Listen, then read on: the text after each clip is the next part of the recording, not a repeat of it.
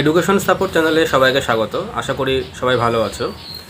আজ আমি আলোচনা করব তোমাদেরই রিকোয়েস্ট অনুসারে জিওগ্রাফির বায়ুপ্রবাহ সম্পর্কিত একটি বিষয়, মাউন্টেন উইন্ড বা পার্বত্য বায়ুপ্রবাহ এবং ভ্যালি উইন্ড বা উপত্যকা বায়ুপ্রবাহ।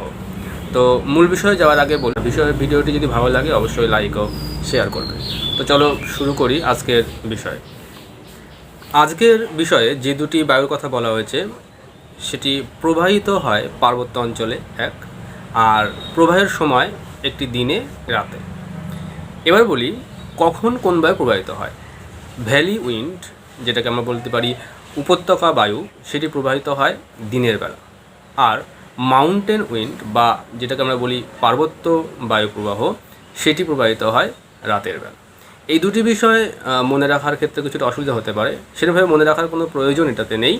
আমরা দিন বা রাত যে কোনো একটি পরিস্থিতিকে নিয়েই আলোচনা করব এবং সেই ঘটনা অনুসারে যদি আমরা সিস্টেমটি চলতে থাকি তাহলে অটোমেটিক বায়ু প্রবাহের নাম চলে আসবে। তবু যারা মনে রাখার চেষ্টা করবে বা ভাববা যে আমরা মনে রাখবো, তাদের জন্য ছোট্ট একটা নিয়ম আছে। যেরকম দেখো, ভ্যালি যদি বানামটাকে দেখো, ভ্যালি বানামের লাস্টে আছে ওয়াই এবং ডে বানামের লাস্টে আছে ওয়াই, অথবা ওয়াই ওয়াই। এই যদি মনে রাখো তাহলে বুঝতে পারবা ডে মানে দিন, দিনে হচ্ছে হলো ভ্যালি বা উপত্যকার বায়ুপ্রবাহ।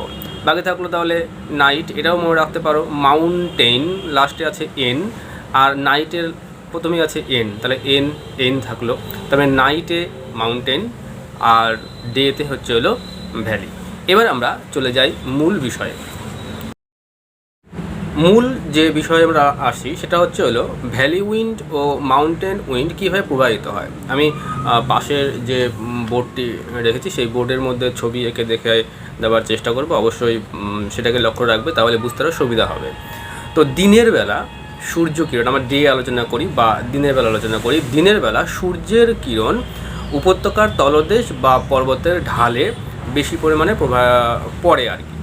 এর ফলে যে ঘটনাটা ঘটে সেটা হচ্ছে হলো পার্বত্য এই উপত্যকা বা পর্বতের সেই ঢাল অধিক উষ্ণ হয়ে যায়। যদি উষ্ণতা বেশি হয়ে যায় তখন কি ঘটনা ঘটে, বায়ু সেখান থেকে গরম হয়ে যায়। অর্থাৎ উষ্ণতা বাড়ার সঙ্গে সঙ্গে স্বাভাবিকভাবে বায়ু গরম হবে। আর বায়ু যেহেতু একটি গ্যাসীয় পদার্থ, তার জন্যে বায়ু ঘনত্ব কমে যায় এবং হালকা হয়ে উপরে উঠতে শুরু করে। এই যে দিনের বেলা পর্বতের উপত্যকা অধিক উষ্ণতার ফলে বায়ু উষ্ণ হয়ে হালকা হয়ে উপরে উঠতে শুরু করে, এই বায়ুটাকেই আমরা বলি হচ্ছে হলো ভ্যালি উইন্ড, বা এটাকেই আমরা বলতে পারি যে উপত্যকা বায়ু প্রবাহ। দ্বিতীয় পার্টে আসি। দ্বিতীয় পার্ট থাকলে হলো পার্বত্য বায়ু প্রবাহ। এর ঠিক উল্টা ঘটনা।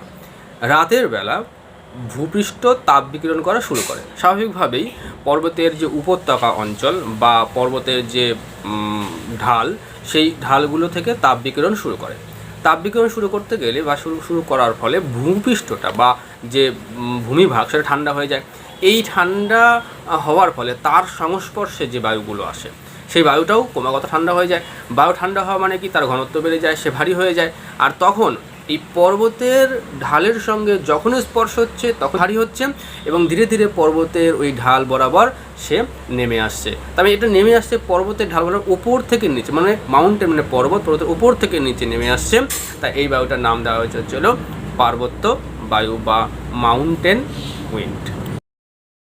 তবে বিষয়টিকে আমরা যদি খুব শর্ট করে বা খুব সংক্ষেপে আমরা বলি তাহলে বলবো দিনের বেলা সূর্যের তাপে পর্বতের উপত্যকা অধিক উষ্ণ হয়ে পড়ে এবং সেখানকার বায়ু উষ্ণ হয়ে হালকা হয়ে পর্বত উপত্যকা থেকে সোজা উপর দিকে উঠে থাকে। যেহেতু ভ্যালি বা উপত্যকা থেকে উপর দিকে ওঠে তাই এটার নাম হলো ভ্যালি উইন্ড। রাতের বেলা থেকে বিপরীত ঘটনা ঘটে। এই সময় যে ঘটনা ঘটে সেটা হচ্ছে হলো যে তাপ বিকিরণের ফলে পর্বতের উপত্যকা বা পর্বতের ঢাল ঠান্ডা হয়ে যায় এবং সেই ভূমির সংস্পর্শে এসে বাতাস ঠান্ডা হয়ে যায়। ঠান্ডা হওয়ার ফলে বাতাস ভারী হয়ে নিচের দিকে নামতে থাকে, উপর থেকে নিচের দিকে নামে বা পর্বতের উপর থেকে নিচের দিকে নামে, তাই এটার নাম হলো মাউন্টেন উইন্ড। আশা করি বুঝতে পারছো।